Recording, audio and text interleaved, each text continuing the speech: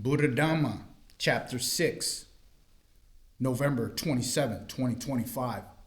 6.9, Points of Controversy. The first point, Nibbāna and the Self. Let us look more at the questions about the self, atta. In the final analysis, does Buddhism acknowledge the existence of a self? Does Gautama Buddha reject the 5 skandha of self, indicate that he wishes to discover the true beyond the body and mind? Is Nibbāna the ultimate self? There are several points here to bear in mind. All beliefs about the self of the soul spring from bhava-taṇhā, the desire for eternal life. This desire incites one to see something to stable and lasting, leading to superstitions, beliefs, and theories on the self. Initially, one takes the body as the self. As soon as it is clear that the body cannot satisfy one desire, one searches for something else. When even the mind cannot fulfill one's desire, one goes further, grasping for instance to exalt states encountered by concentrative absorption of jhana as the true self.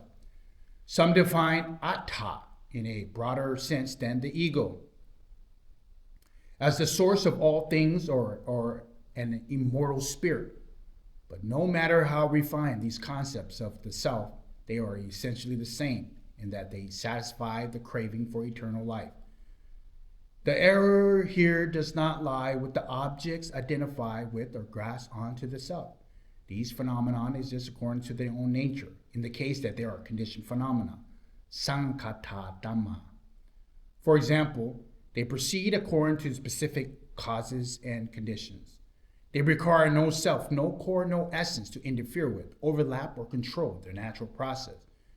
Any such fixed self would create chaos and conflict with the insubstantial nature of all things. The belief in such a fixed self is thus misguided and erroneous. It is the creation of an image, of an idea, of something that does not in fact truly exist. How do people fall into this error? Its root cause is craving for being, which in Pali is bhava-taṇhā. Alternatively, craving for becoming, which give rise to longing for, grasping, or attachment, upaṭaṇhā. When people identify with things by way of grasping, regardless of whether the object is real or purely imaginary, they create a distorted perception, saññā, of that thing. The distorted saññā perception then becomes an image of the atta, the self, which is cherished and falsely believed to be real. Ideas of the self depend on the relationship between taṇhā and the object taken to be atta, the self. The self is associated with such an object, but it does not exist separated from taṇhā for being, the source of these beliefs. Self-perception, atta saññā, self-views, atta diṭṭhi, and the grasping that leads to the repeated assertion of self, atta vatu upaṭaṇhā, are accumulated so habitually that they become deeply lodged in the mind. When these views are contradicted, people tend to look for a loophole, to search for something else to call the self. The search for a replacement is proof of an urgency in maintaining a self. When the original perception of self is threatened or ruled out, the person fears annihilation and reaches for a new concept of self. The basic taṇhā for existence and self-views are still fully intact. Nothing essentially changes by attaching to a new object. The idea of atta, the self, is merely expressed in a more elaborate and detailed way. One may grasp onto an aspect of truth in this way, but it will result in a misrepresentation of the truth.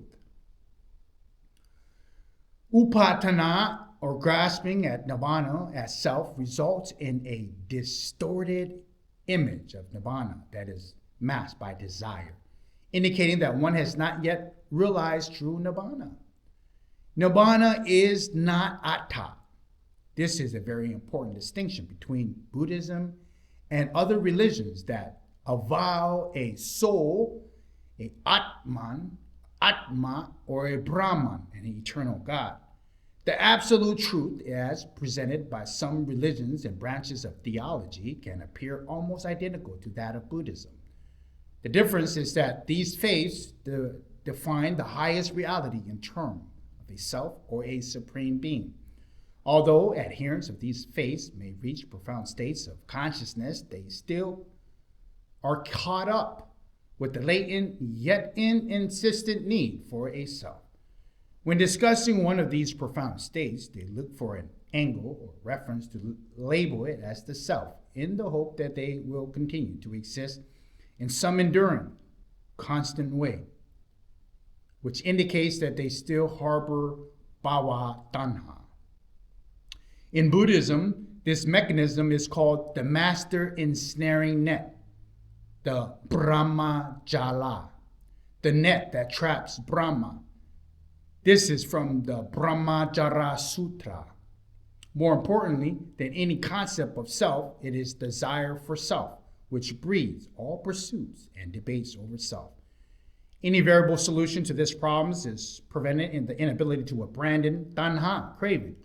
One may acknowledge that oneself is false, but deep down, the idea still conflicts with taṇhā, craving, and the acceptance of it's therefore not complete. When one's belief is invalidated, the tendency is to search for another belief to take its place. One may also swing to the opposite extreme, the theory of nihilism. Solving the dilemma is not a matter of identifying the true self, but rather correcting the varying belief in self and addressing the root of the problem. The craving, which creates ever more elaborate ideas of self, one most uproot self-view, atta-titi, atta-nutiti, rejects the belief in enduring self or soul, the atta-vata, the abandoning of craving for existence, bhava-taṇhā, which is this craving, that grasping or abandon. The self or the ideas of self in which one invests so much importance as also relinquished. With this relinquishment, the questions of self is concluded. One need not affix the concept of self onto something else. The self ceases automatic with the destruction of this native craving. On the apparent contradiction between intentional action of karma and non-self anatta, we just spoke on this on chapter 5 on karma, especially that Gautama Buddha's statement quoted here. Nothing more needs to be said about the self. The self becomes meaningless. The extreme and controversial interpretation for Buddhism rejects the 5 skandha as self, yet claims that Nibbāna is the true self. It's an error resulting from misdirected focus. Proponents of this view pay too much attention to what Gautama Buddha rejected as self, rather than how to reject it, the self, and how he rejected the attachment that gives rise to the self. The reason Gautama Buddha chose the 5 skandha, the 5 aggregates, as focus for the tilakkana, the 3 characteristics, asserting that they are insubstantial and not truly controllable, is because the aggregates, the skandhas, are all ordinary people are able to know and conceive of it. The 12 sense spheres, ayatana, are also frequent topics of analysis in this context. They comprise all things that are generally held to be self, including experience of concentrated absorption, jhana. Gautama Buddha's rejections of the skandhas, the aggregates of self, was not an encouragement to find something else to grasp onto. The aim of his teaching is precisely to eradicate self-view, self-attachment, the ego, craving for existence, not merely to know insubstantially of the aggregates, the skandhas.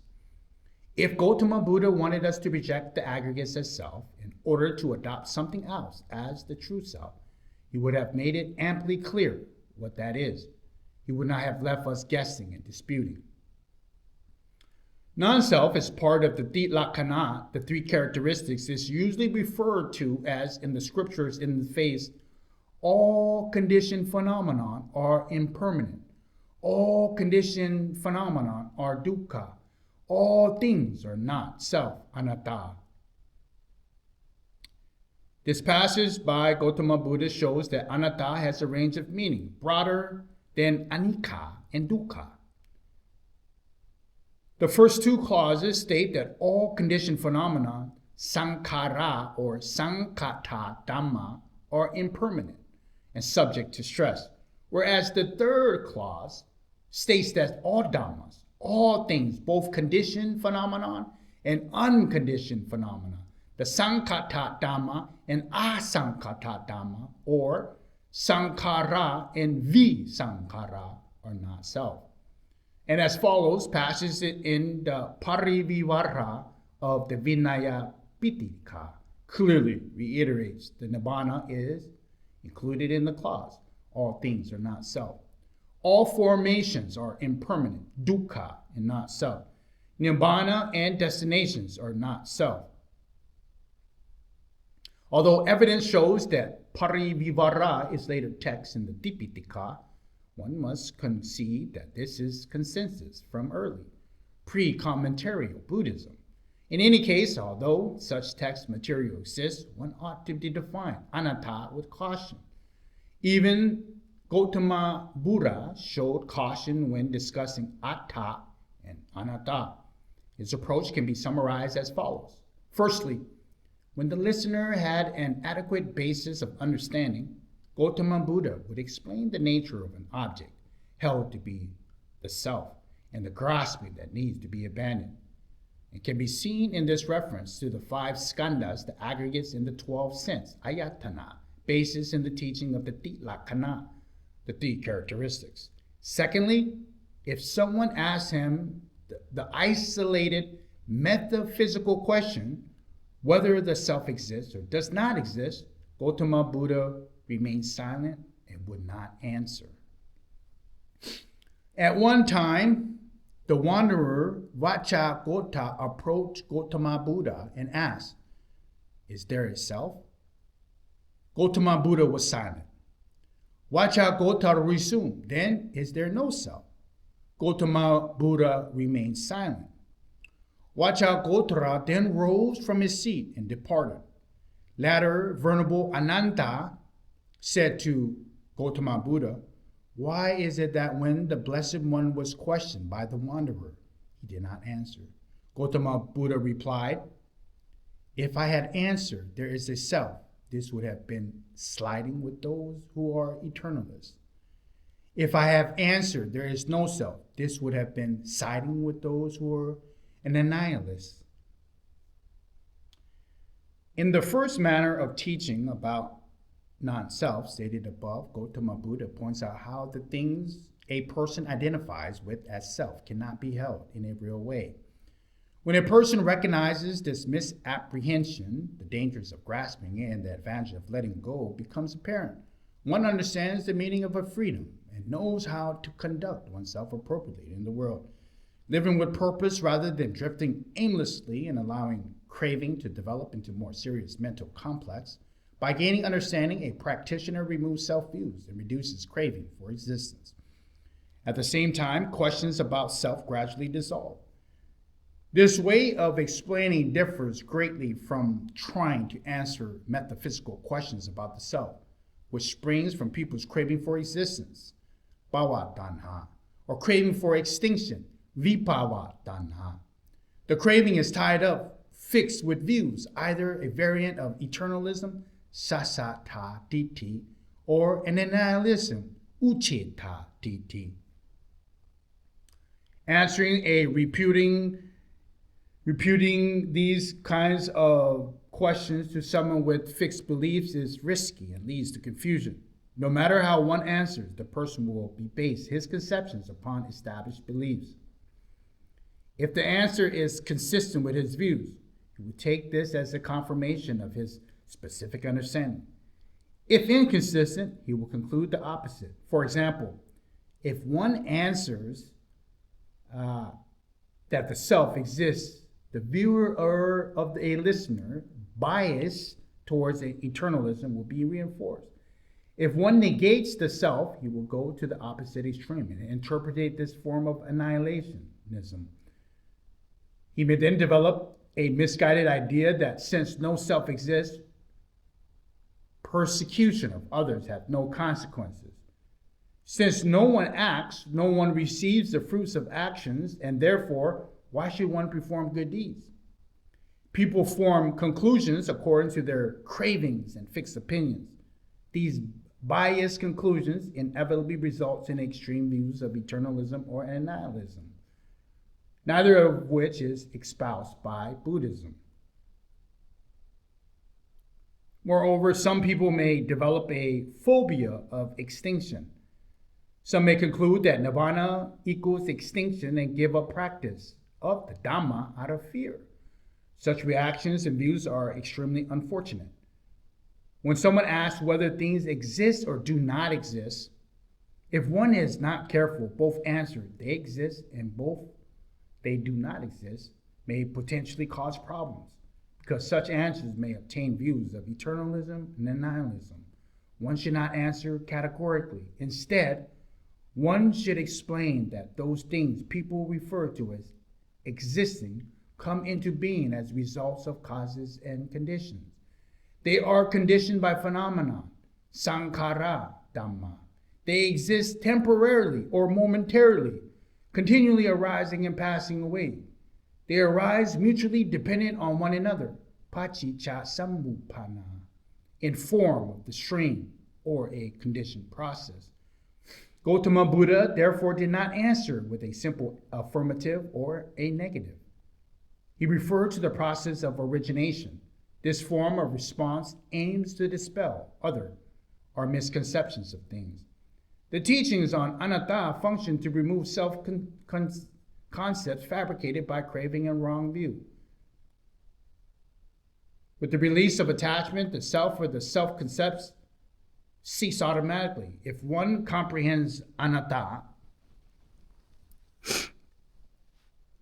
as the common unawakened belief or of no self, however, then one falls into the wrong view of an annihilism.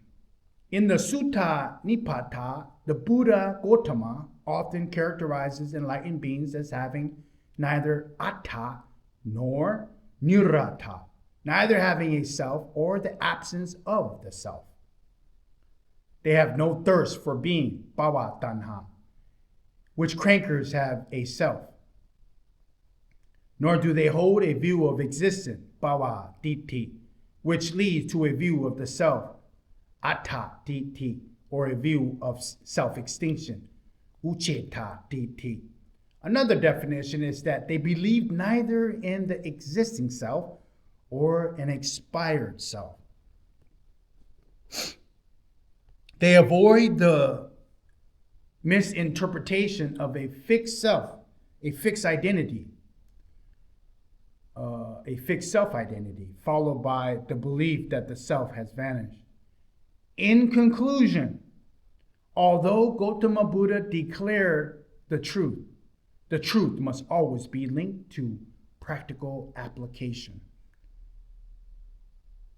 He wished that those who receive his teaching apply and benefit from them.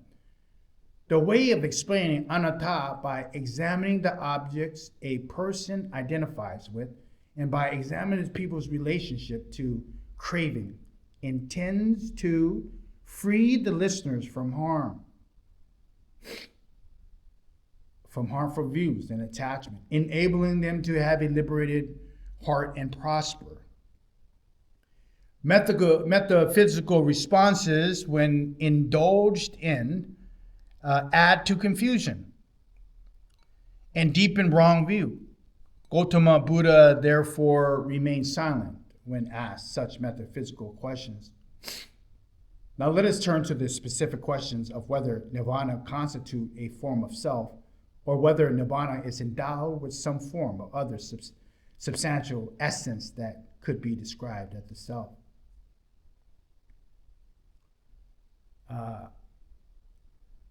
First, it's good to note the teaching from the Visuddhimagga.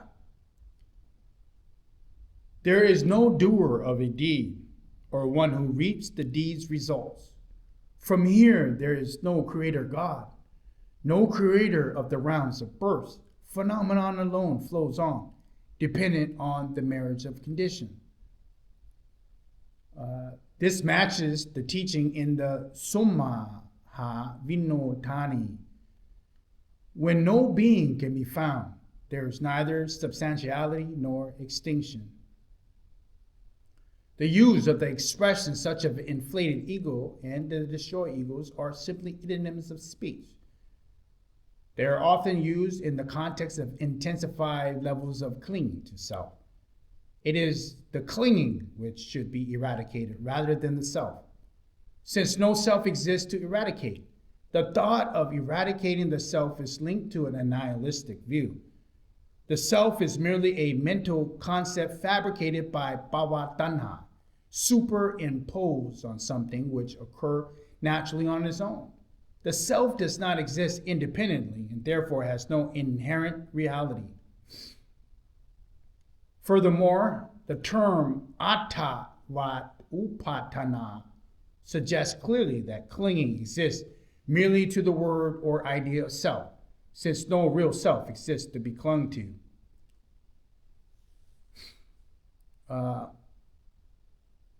So, if we're going to turn to the specific questions of whether Nibbāna constitutes a form of self or whether Nibbāna is endowed with some other form of substantial essence that could be described as self, all existing phenomena which can be defined by the terms Dhamma or Sabhava or Sabhava Dhamma, a thing, existing phenomenon or natural phenomenon, exists according to their own inherent nature in respect of conditioned things. Sankhata Dhamma. They exist in line with their causes and conditions. Nibbāna, on the other hand, is the unconditioned Visankhara Asankhata Dhamma. It also exists according to its own nature and it is endowed with its own inherent attributes, say of purity and independence, as confirmed many times by Gautama Buddha. As Nibbāna exists according to its own nature, it is impossible for itself to interfere with, rule over, control, or dictate it. If a self, some form of static ruling essence, were to exist, Nibbāna would not be able to exist as it does. Secondly, some people who discuss these questions about Nibbāna and the relationship to the self do not understand these terms adequately. They lack a scholarly clarity within themselves and cause confusion for others. Until we ourselves are awakened, we cannot rely on the words Gautama Buddha used to describe and explain Nibbāna. As for the term atta, one should define it in contrast to traditional philosophical questions posed by others to Gautama Buddha, rather than create one's own definitions or rely on ambiguous contemporary definitions on this term. Some people misunderstand this topic of the self versus selflessness and begin to wonder, for example, whether they themselves exist or not. Ultimately, the concept of atta should be understood in the belief of me, in the I, in him, in her, etc., as distinct fixed entity. In the Pali language, however, the term atta is also used to refer to the conventional sense of self. As it's clearly evident that Gautama Buddha's teaching, one is one's own refuge, atta hi attano nato. Literally, the self is the refuge of the self. Although the teaching states that the truth, there is no abiding, fixed essence or substantiality entity, the conventional destinations of self is valid and useful. In the discussion of Nibbāna, however, one is examining the true nature of phenomenon and asking the question, does Nibbāna constitute a self? Is Nibbāna or Nibbita my true self? Is the realization of Nibbita the attainment of one's true self? Were Nibbita to be one's true self, it would have the power to control and dictate things according to one's desires. And the only things that would be able to dictate and control are conditioned phenomenon, or the 5 skandha. Nibbāna would thus pass over the threshold of unconditioned and get caught up in a conditioned phenomenon.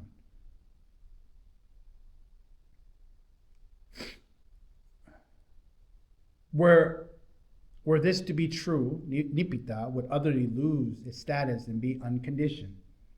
It would no longer correspond with Nibbāna as described by Gautama Buddha.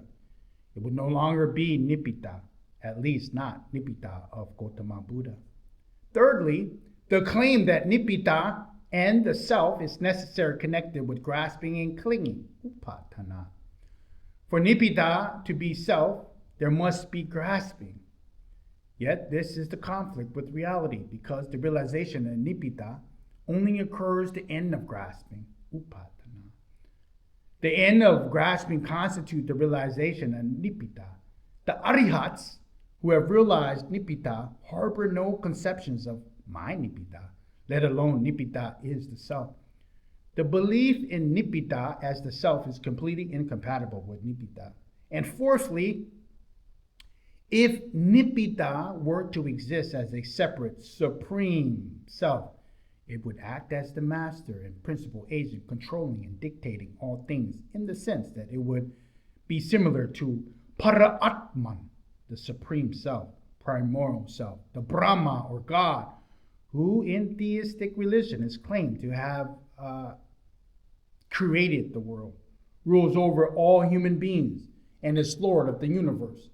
Yet, Nibbāna is the state of purity, happiness, and independence. It is the unconditioned visankhara. It does not engage in any way with conditioned things, sankhata dhamma. It pertains to a completely different manner, to a completely different reality, which one may describe as detrimentally opposed to the conditioned world. It is thus impossible for Nibbāna to exist as the self. And fifthly, Gautama Buddha's teachings clearly state that the belief in the attachment of self is the form of mental defilements, kalesas, a form of grasping, upaṭhāṇā, clinging, incorrect adherence. In this context, the specific term attawa upaṭhāṇā is used, translated as grasping the belief in the self. The craving for self to endure the existence eternally, bhava-taṇhā, is the cause for the form of grasping. If this craving manifests by itself, one has not yet reached the full-blown problem. But if one steps beyond craving, one arrives at grasping, upaṭhāṇā, which lies as the crux of the matter being discussed here. Note the specific term for the grasping does not merely refer to grasping to the self, but also includes the term vata. Here there is non-grasping to the self, but rather grasping to the belief in self. In fact, no self as a permanent, stable entity exists. For this reason, strictly speaking, it is impossible to grasp onto self, for essentially no such self exists. The term vata, belief, idea, doctrine, assertion, is here added for the sake of clarity. Any attachment to the belief of self, including attachment to language, indicating a mistaken identification with self, is form of mental impurity. Note that in some scriptural passages, this grasping is described in a non-specific general sense. For example, in the statement, abandonment of the self. Here one should be understood that what is meant in abandoning attachment to the self. The grasping to belief in self, attawa upaṭhāṇā, is a critical mental defilement, listed above for the 4 kinds of grasping, the 4 kinds of upaṭhāṇā, completely relinquished by fully awakened beings, the arihants, arahanta, those who are free from any attachment to the belief in self, who do not identify with anything as self, or, by definition, arahanta, arihats, those who realize Nibbāna, the fully awakened arihats, do not appropriate anything as self. Even in regard to Nibbāna itself, they do not consider it to be self. Those who still grasp on to belief in self, or who still recognize something to exist as self, and still are tainted by defilements, kilesas. They lack true vision. They do not yet realize Nibbāna, the unconditioned. No matter what these people believe in to be self, atta, even if Nibbāna, because they have not directly realized Nibbāna, their knowledge and visions is still confined to a conditioned world. Therefore, whatever concepts of atta they create, even if they identify Nibbāna with self, is still bound to be compromise of conditioned phenomenon. They still spin around in the realm of the 5 skandhas, the 5 aggregates. If they claim that Nibbāna is the self, they are grasping onto a mental image of the concept of Nibbāna. And most concepts are mental formations, sankhara, which are part of the 5 skandha. To sum it up with Gautama Buddha's words, I do not see any doctrine of self that would not arouse sorrow, lamentation, pain, grief, despair in one who clings to it.